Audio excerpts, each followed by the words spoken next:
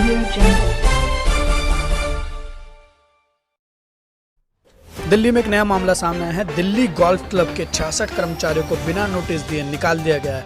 वह कर्मचारी पिछले 40 साल से दिल्ली गोल्फ क्लब में काम कर रहे थे। कर्मचारियों का कहना है कि उनको किसी तरह का कोई नोटिस नहीं दिया गया है और साथ ही कर्मचारियों का कहना है कि सरकार भी इस मामले में उनकी कोई मदद नहीं कर रही है। आखिर क्या है पूरा मामला, हम जानेंगे इस रिपोर्ट में।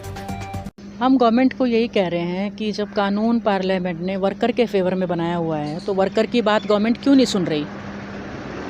गवर्नमेंट की ये जिम्मेदारी बनती है कि देश की संसद ने जो कानून बनाए हैं वर्कर के बेनिफिट के लिए और मैनेजमेंट के खिलाफ, और जो भी गैर कानूनी काम मैनेजमेंट करे उनको रोकने के लिए, तो हमारे जो सरकारी ऑफिसर हैं वो क्यों नहीं काम कर रहे, वो उनके उन एक्ट को इलीगल क्यों नहीं करार दे रहे।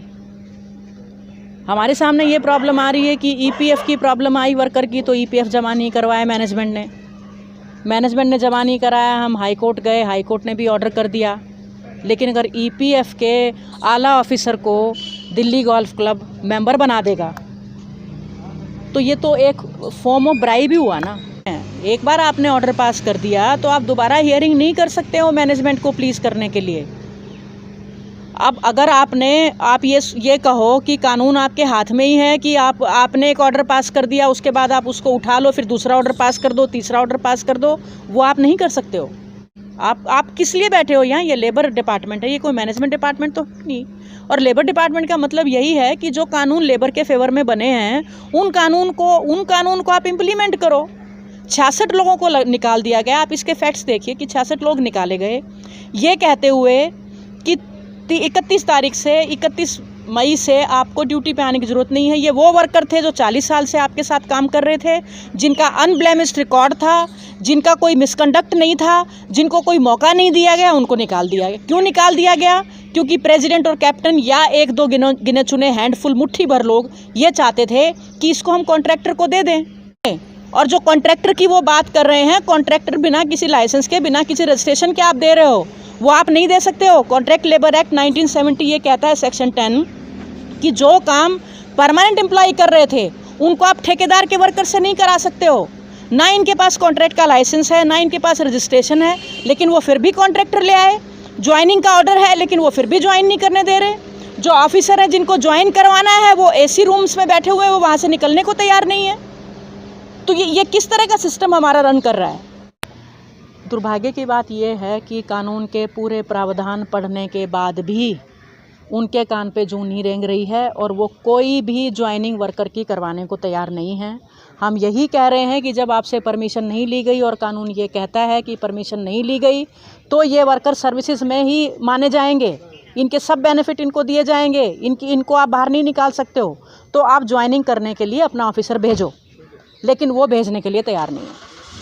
ये गोल्फ क्लब का जो लैंड है वो कैसा है, कुछ इसके बारे में? दिल्ली गोल्फ क्लब 179 एकड़ लैंड, लोकेशन आपको डॉक्टर जाकिर हुसैन मार्ग पे, नई दिल्ली 11,003 पे सिचुएटेड है। 179 एकड़ ज़मीन सरकार ने अर्बन डेवलपमेंट मिनिस्ट्री जो सेंट्रल गवर्नमेंट है इनको दी हुई है गोल्फ को प्रमोट करने के लिए। इन वर्कर के अलावा कई ऐसे बर्निंग इशू हैं जिसमें कि प्रेस को देखना चाहिए। जैसे इस 179 करोड़ में तकरीबन एक लार्ज नंबर ऑफ मोनूमेंट्स हैं जो पब्लिक के लिए हैं, जो मिडिवल टाइम से बहुत पहले से बने हुए हैं, उसमें ये पब्लिक को एक्सेस नहीं दे रहे हैं। दिल्ली सरकार की जिम्मेदारी बनती है कि इनको नोटिफाई करें, नोटिफाई नहीं कर रहे हैं। और इस लैंड की जो 179 करोड़ मैं बता रही हूँ आपको, इसके अप्रॉक्सीमेटली 60,000 करोड़ वैल्यू है। 60,000 करोड़ वैल्यू की लैंड इनके पास है और कुछ मुट्ठी भर लोग सिर्फ अपना उल्लू सीधा करने के लिए हर तरह की इलीगलिटीज़ कर रहे हैं, चाहे मोनूमेंट्स में पब्लिक के जाने की बात हो या फिर इवन जो अच्छे प्लेयर्स हैं, जो नेशनल इंटरनेशनल लेवल के प्लेयर्स हैं, उनको भी ये अंदर जाके प्रैक्टिस करने नहीं देते हैं। और वो लोग जिनका गोल्फ से कोई वास्ता नहीं है, जो बेसिकली बिजनेसमैन हैं और अपने मॉनेटरी गेन्स के लिए पूरे इंस्टीट्यूशन का नाजायज़ फ़ायदा उठा रहे हैं, वहाँ इनका ये भी एक रैकेट चल रहा है कि जहां इनके खिलाफ कंप्लेंट होती है उनको ये मेंबरशिप ऑफ़र कर देते हैं। मेंबरशिप की कई सारी कैटेगरी बनी हुई है। 10 रुपये का सब्सिडाइज रेट में वहाँ 10 रुपये का एक पैग है, प्रीमियम पैग।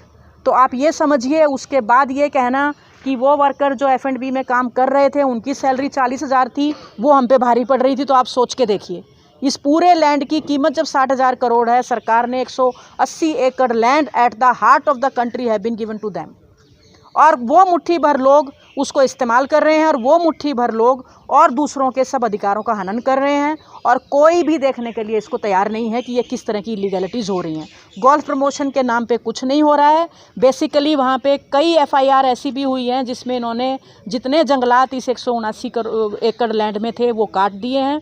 FIR इनके ऊपर हुई है फॉरेस्ट में, अगर एक आम आदमी एक छोटा सा भी पेड़ काटता है तो FIR फटाफट हो जाती है और उस पर एक्शन भी हो जाता है, लेकिन इन पे कोई एक्शन नहीं हो रहा है। ये भी खबरें हैं, ऑथेंटिकेटेड खबरें हैं कि वहाँ पे जो नील गाय और ऐसी रेयर स्पीसीज जो वहाँ पे हैं वो ऐसे ही भूखों मर रही हैं, उनको केज्ड कर दिया गया है, उनको पानी नहीं दिया जाता और ये कहा उनको दबा दिया जाता है प्रेमाइजेस में। कोई भी पब्लिक का आदमी, हर किसी का राइट है कि कोई भी गोल्फ क्लब है तो वो जा सकता है, मोनूमेंट्स देखने के लिए जा सकता है।